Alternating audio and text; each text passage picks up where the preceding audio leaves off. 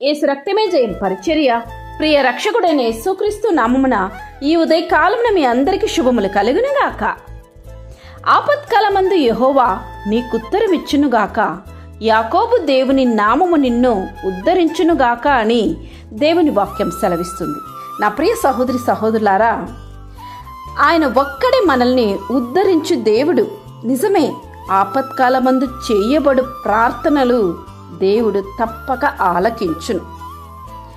అట్టి కార్యములో దేవుడు విజయాన్ని అనుగ్రహించును, కాపాడబడినారు అని కీర్తనకారుడు తన అనుభవముతో రుచి చూచి దేవుని తెలుసు చేసుకొని ఇక్కడ ఈ మాట సెలవీయడం జరిగింది.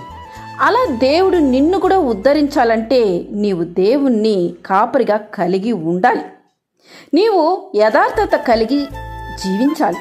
దేవుడు నిన్ను ఉద్ధరిస్తే జరుగు కార్యములేవనగా, నీవు మరణ ద్వారమున ప్రవేశించవు, శత్రువుల చేతిలో నుండి తప్పింపబడదు, నిత్యము దేవుని వాక్యమును లక్ష్యము చేసేదు, పరిశుద్ధ స్థలముల నుండి ఆయన నీకు సహాయము చేయును, సీయోను నుండి ఆయన నిన్ను ఆదరించు.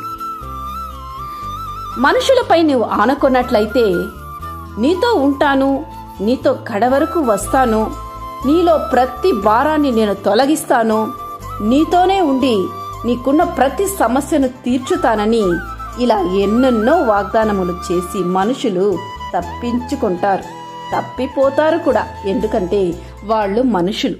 కానీ దేవుడు అలా కాదు.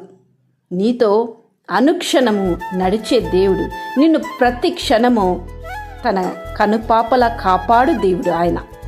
నిన్ను ఎటువంటి ఆపత్కరమైన స్థితికి నీవు చేరకుండా నిన్ను తన రెక్కలతో కాపు చేయు దేవుడు ఆయన. అందుకే నీవు ఇటువంటి స్థితిలోనూ ప్రత్యేకముగా ఆపత్కాలమందు మనుషుల పైన ఆధారపడక, మనుషులు నిన్ను ఉద్ధరిస్తారు, సహాయం చేస్తారని నీవు నిమిషం మాత్రం కూడా ఆలోచించకుండా దేవునిపైనే నీ 100% ఆనుకున్నట్లయితే ప్రతి విజయము నీదే. ఈ ఆపత్కరమైన స్థితిలో నీవు దేవుని స్మరణకు తెచ్చుకొను, ఆయన నిన్ను తప్పక ఉద్ధరించు. దేవుని యొక్క కాపుదల, సమాధానము, సంతోషము, భద్రత నీకుండునుగాక. ఆమేన్. యేసు రక్తమే జయం పరిచర్యలో మీ సహోదరి. God bless you.